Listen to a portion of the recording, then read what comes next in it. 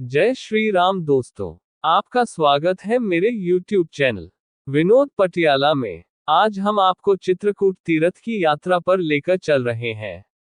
इस तीर्थ की यात्रा शुरू करने से पहले मेरा आपसे निवेदन है कि आप इस वीडियो को अंत तक जरूर देखें और लाइक, कमेंट और शेयर करना न भूलें। चित्रकूट तीर्थ उत्तर प्रदेश राज्य के चित्रकूट धाम कबीर जिले और मध्य प्रदेश के सतना जिले की सीमा में पस्विनी नामक नदी के तट पर स्थित है।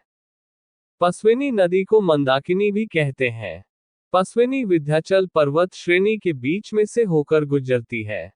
महाभारत के वन पर्व में पस्विनी नदी के बारे में लिखा है कि जो इस नदी में स्नान करके पितर और देवताओं का पूजन करता है उसे अश्वमेध यज्ञ करने का फल प्राप्त होता है और उसके सब पाप नष्ट हो जाते हैं। यह नगर भगवान श्री राम से जुड़ा होने के कारण भी हिंदुओं का एक पवित्र तीर्थ स्थल है। हिंदू धार्मिक ग्रंथ रामायण के अनुसार भगवान श्री राम ने अपने वनवास के 14 वर्ष में से 11 वर्ष यही चित्रकूट में ही पर्णकुटी बनाकर व्यतीत किए। चित्रकूट का मुख्य दर्शनीय स्थल राम घाट है। ये स्थल चित्रकूट धाम कबीर रेलवे स्टेशन से लगभग 10 किलोमीटर दूर पस्विनी नदी के तट पर स्थित है। चित्रकूट दर्शन की यात्रा राम घाट पर स्नान करने से शुरू होती है। श्रद्धालु चित्रकूट आते ही सबसे पहले पस्विनी नदी के तट पर जाते हैं। पस्विनी नदी के पश्चिम तट पर कई सुंदर तथा पक्के घाट बने हुए हैं, जिनमें प्रसिद्ध घाट राम घाट है। इस घाट पर कई दर्शनीय मंदिर भी सुशोभित हैं। श्री मत्यगजेंद्र नाथ शिव मंदिर राम घाट पर ही ऊंचाई पर स्थित है। इसी घाट पर भरत मंदिर, तुलसी मंदिर, गोस्वामी तुलसीदास जी की प्रतिमा तथा मां मंदाकिनी आरती स्थल भी है। मां मंदाकिनी आरती स्थल पर शाम को 6 बजे होने वाली आरती दर्शनीय होती है। चित्रकूट क्षेत्र भगवान श्री राम के प्रेम तथा त्याग का स्मरण करवाने वाला तीर्थ है और यहाँ उनसे जुड़े कई धार्मिक महत्व के पवित्र स्थल फैले हुए हैं, जिनमें कामदगिरी पर्वत, भरतकूप, हनुमान धारा आदि प्रमुख हैं। राम घाट से लगभग 2.5 किलोमीटर पश्चिम दिशा में कामदगिरी पर्वत है। यह एक छोटा सा पर्वत है। यह पर्वत यहाँ परम पवित्र माना जाता है। इस पर्वत के ऊपर नहीं चढ़ा जाता बल्कि इसकी परिक्रमा की जाती है। इस पर्वत की परिक्रमा 5 किलोमीटर की है तथा इस पर्वत के चारों ओर पक्का परिक्रमा पथ बना हुआ है। मान्यता है कि इस पर्वत की परिक्रमा करने पर ही चित्रकूट की यात्रा पूर्ण मानी जाती है। पौराणिक कथाओं के अनुसार कामदगिरी पर्वत वह स्थान है जहां भगवान राम ने वनवास का सबसे ज्यादा समय बिताया था। ऐसी मान्यता है कि जब भगवान राम यहां से जाने लगे तो कामदगिरी पर्वत ने उनसे कहा, प्रभु आपने तो यहां वास किया है इसलिए ये भूमि पवित्र हो गई है, लेकिन आपके जाने के बाद हमें कौन पूछेगा। इस पर भगवान राम ने उन्हें वरदान देते हुए कहा, अब आप कामद हो जाएंगे, यानी इच्छाओं की पूर्ति करने वाले बन जाएंगे। जो आपकी शरण में आएगा उसकी सारी मनोकामनाएं पूरी होंगी और उस पर हमारी भी कृपा बनी रहेगी। इसी महत्ववश श्रद्धालु बिना जूता पहने इस पर्वत की परिक्रमा करते हैं। परिक्रमा मार्ग के चारों ओर अनेक देवालय बने हुए हैं, जिनमें भरत मिलाप चरण चिन्ह मंदिर तथा लक्ष्मण पहाड़ी अधिक महत्वपूर्ण है। कामदगिरी पर्वत के दक्षिण में एक छोटा सा पर्वत है जिसे लक्ष्मण पर्वत कहा जाता है। इस पर्वत के शिखर पर लक्ष्मण जी का मंदिर है। पर्वत पर जाने के लिए 156 सीढ़ियां तथा रोपवे भी है। जनश्रुति के अनुसार भगवान राम के वनवास काल में लक्ष्मण जी यहीं से श्री राम जानकी की सुरक्षा किया करते थे। कामदगिरी पर्वत से लगभग 15 किलोमीटर पश्चिम दिशा में भरतकूप मंदिर स्थित है। यहां से झांसी मानिकपुर रेल मार्ग भी गुजरता है, इसलिए यहां भरतकूप रेलवे स्टेशन भी है। भरतकूप रेलवे स्टेशन से भरतकूप मंदिर मात्र 4 किलोमीटर की दूरी पर स्थित है। भरतकूप मंदिर में भगवान श्री राम, सीता, लक्ष्मण, भरत व शत्रुघ्न की भव्य मूर्तियां विराजमान हैं। मंदिर परिसर में एक कूप भी है जिसका धार्मिक महत्व है। श्रीरामचरितमानस के अनुसार जब भरत जी भगवान श्रीराम को मनाने के लिए चित्रकूट पधारे थे तो वे अपने साथ समस्त तीर्थों का जल लेकर इस मनोरथ से आए थे कि यहाँ श्रीराम का राज्याभिषेक करके उन्हें मनाकर अयोध्या ले जाएंगे। तथापि जब श्रीराम ने भरत को ही समझा बुझाकर वापस लौटा दिया तब उस जल की उपयोगिता ही समाप्त हो गई। तब भरत ने साथ लाया हुआ जल इस कूप में डाल दिया था।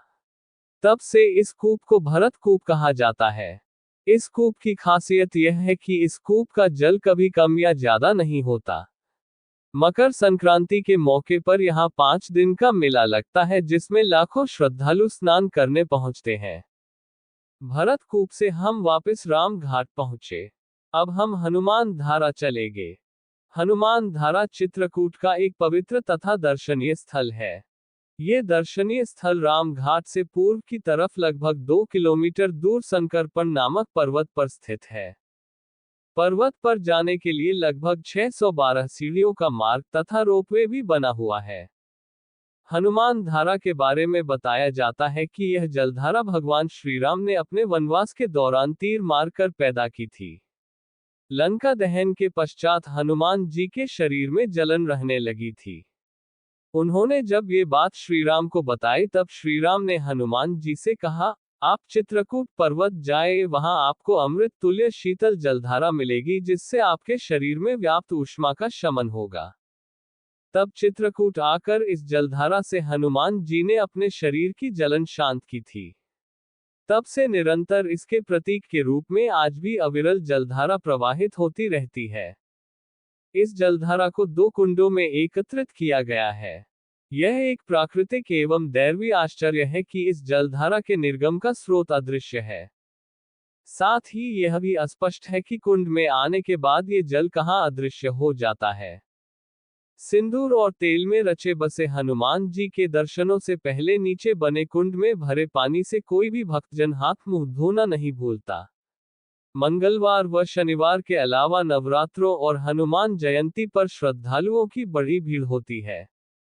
इस स्थान पर लंगूर बहुत हैं। ये यात्रियों से खाने की चीजें हाथ से पकड़कर ले लेते हैं लेकिन ये किसी को कोई नुकसान नहीं पहुंचाते। हनुमान धारा के दाईं तरफ पंचमुखी हनुमान मंदिर तथा बाईं तरफ 100 सीढ़ियां चढ़ने के पश्चात सीता रसोई नामक दर्शनीय स्थल है। अब हम सती अनुसुईया अत्रि आश्रम पहुंच गए हैं। यह आश्रम राम घाट से दक्षिण दिशा में लगभग 15 किलोमीटर दूर विंध्याचल पर्वत श्रेणी के बीच पस्विनी नदी के उद्गम के निकट एक पहाड़ी पर स्थित है। कहते हैं कि यहाँ तपश्रेष्ठ अत्रि ऋषि अपनी धर्मपरायण पत्नी महासती अनुसुईया सहित निवास करते थे। अत्रि की पत्नी अनुसुईया बहुत ही तपस्विनी थी। जब अत्रि ऋषि ने इस स्थान पर आश्रम की स्थापना की तो उन्हें बोध हुआ कि इस स्थान पर गंगा स्नान होना संभव नहीं हो पाएगा। तब ऋषि पत्नी अनुसुईया ने गंगा का आह्वान करने के लिए कठिन तपस्या की। गंगा मां अनुसुईया के तप से प्रसन्न होकर इस स्थान पर प्रकट हुई। वर्तमान समय में भी यहाँ पर पर्वत की तलहटी से अनेक धाराएं बहकर नदी का रूप लेती हैं। मर्यादा पुरुषोत्तम श्रीराम भी यहाँ महर्षि अत्रि और महासती अनुसुईया के दर्शनार्थ पधारे थे। सती अनुसुईया आश्रम से ही पश्चिम दिशा में लगभग 13 किलोमीटर दूर एक पहाड़ी पर प्राकृतिक रूप से विंध्याचल पर्वत श्रेणी पर 2 गुफाएं निर्मित हैं जो पहाड़ के अंदर हैं। प्रथम गुफा चौड़ी और ऊंची है। इस गुफा में सीता कुंड, गुप्त गंगा गोदावरी उद्गम स्थल, धनुष कुंड तथा खटखटा चोर नामक दर्शनीय स्थल है। द्वितीय गुफा प्रथम गुफा के बाईं तरफ कुछ सीढ़ियां नीचे उतर कर है। द्वितीय गुफा लंबी और संकरी है। गुफा संकरी होती हुई बंद हो जाती है। जहां गुफा बंद होती है वहीं से जल आता है। गुफा के भीतर अविरल जलधारा प्रवाहित होती रहती है। ये जलधारा गुफा से बाहर आकर 2 कुंडों में गिरती है और कुछ दूर जाकर गुप्त हो जाती है। पर्यटक एवं श्रद्धालु गुफा में घुटने तक भरे पानी में से गुजरते हुए गुफा के अंदर प्रवेश करते हैं। इन गुफाओं में प्रवेश करने पर इनकी छटा देखते ही बनती है। वीडियो देखने के लिए आपका बहुत बहुत धन्यवाद।